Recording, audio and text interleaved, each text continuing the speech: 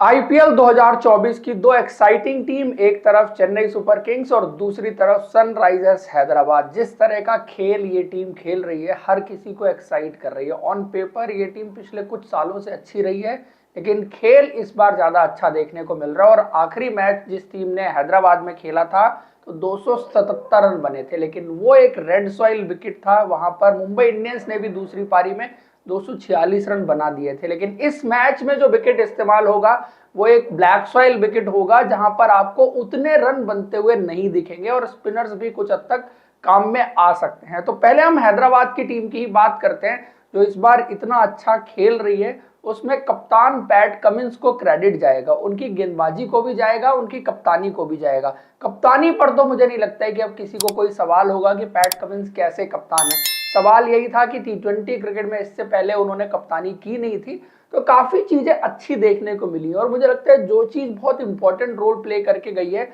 उनकी गेंदबाजी, जो किसी ने सोचा नहीं था कि वो इतना बेहतर गेंदबाजी कर सकते हैं टी20 क्रिकेट में। क्योंकि इंटरनेशनल टी20 जब खेलते हैं तो काफी स्ट्रगल उनका देखने को मिला था। उसके बेसिस पर यह राय बन रही थी कि पैट कमिंस, जितना बड़ा प्राइस टैग उन पर लगा है, जो एक्सपेक्टेशंस हैदराबाद की हैं, क्या उन पर खरा उतर पाएंगे। तो उस हिसाब से अब तक तो जो 3 मैचेस हुए हैं उसमें उतरे हैं। उन्होंने गेंदबाजी अपना खुद का इस्तेमाल मिडिल ओवर में बेटर किया है, बाकी गेंदबाजों का भी इस्तेमाल बेटर किया है। लेकिन अब हैदराबाद की टीम में प्रॉब्लम क्या हुई है?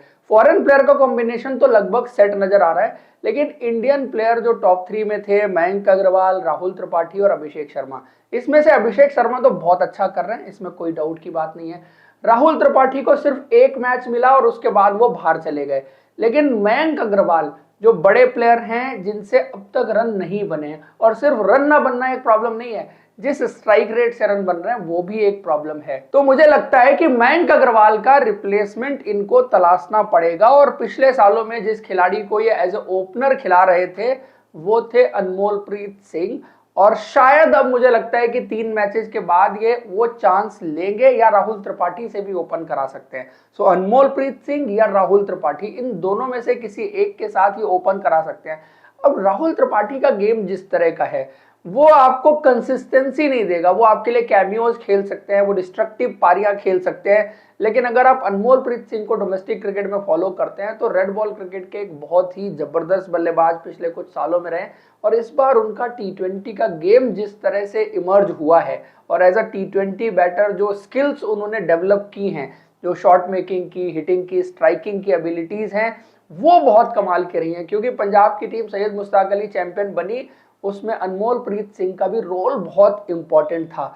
तो मुझे लगता है जो पिछले साल उनकी परफॉर्मेंस के बिना सनराइजर्स हैदराबाद उनको खिला रही थी, इस बार डोमेस्टिक क्रिकेट की इतनी जबरदस्त परफॉर्मेंस के बाद अब उनको इस टीम में जगह जरूर मिलनी चाहिए। उसके अलावा नंबर 3, 4 एकदम सेट है, नंबर 5 हेनरिच क्लासन भी सेट है, नंबर 6 पर अब्दुल समद कुछ मैचेस में अच्छा किया, कुछ में नहीं किया, तो अभी उनको मेरे हिसाब से चांसेस मिलते रहेंगे। क्योंकि लास्ट मैच में वो एक बहुत अच्छी पारी, बहुत अच्छा कैमियो एंड में खेल के गए थे और अच्छे फॉर्म में भी दिखे, अच्छे टच में दिखे। आप जो बात करते हैं कि बैट्समैन कैसा दिख रहा है, हालांकि इनके लिए जो खिलाड़ी बाहर बैठे हुए हैं वो भी अपनी बारी का इंतजार कर रहे हैं और पुश कर रहे हैं कि मुझे भी सेलेक्ट किया जाए। उसमें एक नाम रणवीर सिंह का है, जो एज अ फिनिशर ही इस बार डोमेस्टिक क्रिकेट में इमर्ज हुए हैं, और पिछले सालों में भी एज अ फिनिशर ही वो डोमेस्टिक क्रिकेट में खेलते रहे।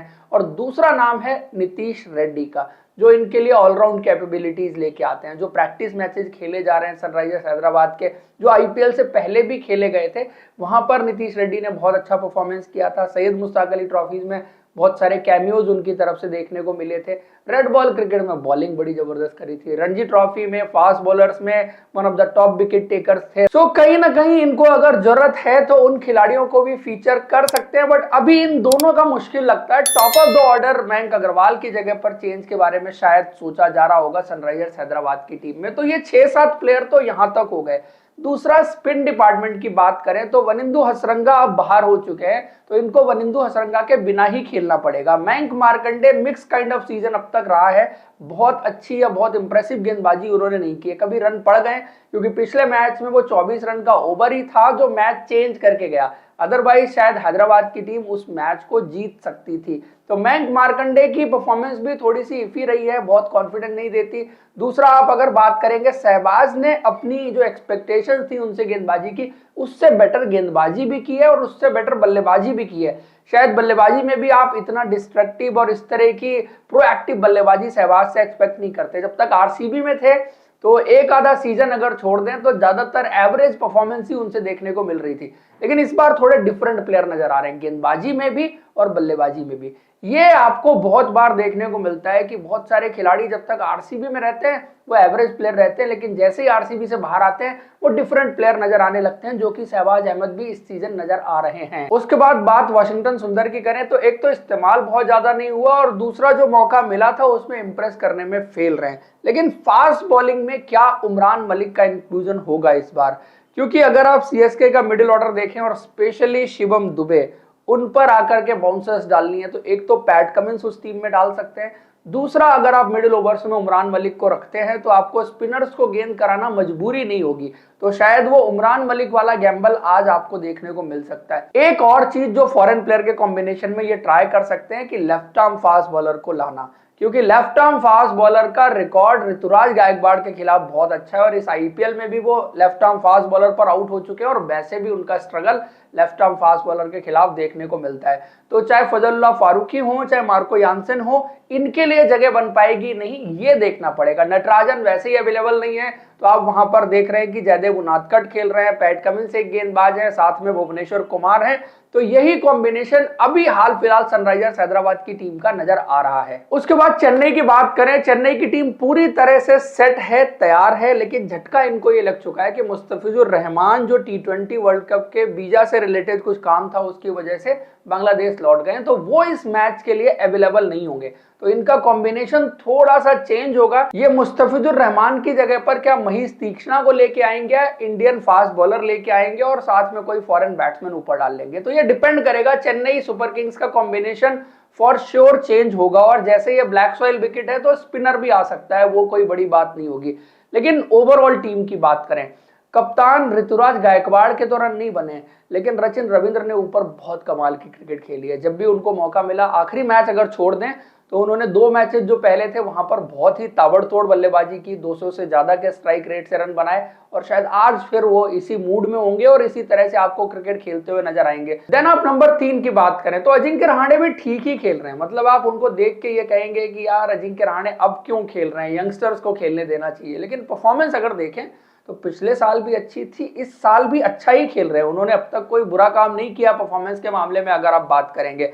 देन फिर डैरिल मिचेल अभी ज्यादा वक्त तो नहीं हुआ है, बट शायद जो एक्सपेक्टेशंस थी 14 करोड़ और इतना पैसा खर्च किया था उस हिसाब से शायद थोड़ा सा लेट डाउन आप कह सकते हैं, लेकिन अभी तो कंटिन्यू करेगी। और सीएसके वो टीम है जो प्लेयर्स पर भरोसा जताती है तो पूरा जताती है, यहाँ पर आपको इतनी जल्दी कोई चेंज देखने को मिलेगा नहीं।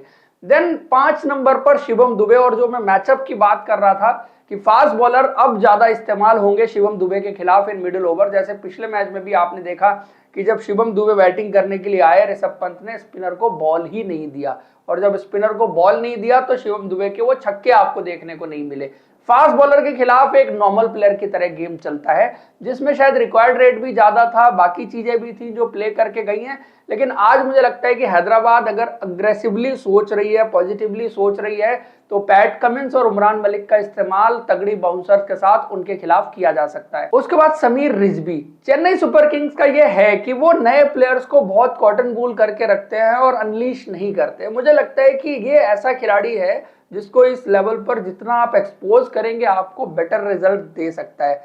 कई बार चेन्नई सुपर किंग्स की अगर अच्छी partnership top of the order लगे तो 3 नंबर पर समीर रिजवी को भेज के देखिए, आपको कुछ नई चीजें अपनी बल्लेबाजी में वो दिखा के जा सकते हैं। अब तक वो नंबर 6, 7, 8 वहां बल्लेबाजी करते रहे, लेकिन मुझे लगता है कि टॉप 3, टॉप 4 में अगर मौका मिलेगा तो ये खिलाड़ी भी डिफरेंस जरूर डाल सकता है। Then Ravindra Jadeja, bowling batting कुछ अच्छा नहीं, और अब ऐसे T20 क्रिकेट के हिसाब से देखें, पिछले मैच में जब वो बल्लेबाजी करने के लिए आए रन रेट बहुत ज्यादा था, लेकिन फिर भी धोनी ने जिस तरह से बल्लेबाजी की तो उससे कंपैरिजन जरूर होगा कि जब एमएस धोनी आके इस तरह से शॉट मार सकते हैं तो आपने क्यों नहीं मारे, क्योंकि आप पहले बल्लेबाजी करने के लिए आए थे। गेंदबाजी में भी अगर आप देखेंगे तो बहुत ज्यादा विकेट्स उनको टी20 क्रिकेट में वैसे ही नहीं मिलते, और पिछला मैच तो हाई स्कोरिंग मैच था एक तरह से, तो वहां पर आप देखेंगे कि 40-42 रन देकर के उन्होंने 4 ओवर का अपना कोटा खत्म किया था। तो विकेट टी20 क्रिकेट में उनको नहीं मिलते हैं।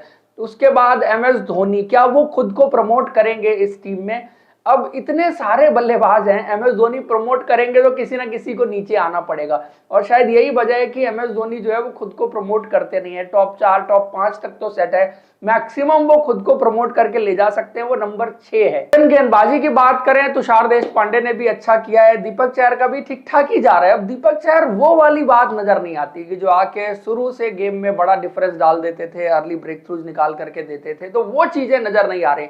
ओवरऑल अगर देखें तो चेन्नई की टीम बैलेंस बहुत अच्छा है। शायद मुस्तफिजुर के जाने से थोड़ा डेथ बॉलिंग को झटका लगेगा, विकेट टेकिंग बॉलर्स की कमी आपको नजर आएगी, लेकिन स्टिल चेन्नई की टीम में डेप्थ अच्छी है। दूसरी तरफ हैदराबाद की टीम भी कम डेंजरस नहीं है, क्योंकि बैटिंग इनके पास भी बहुत तगड़ी है।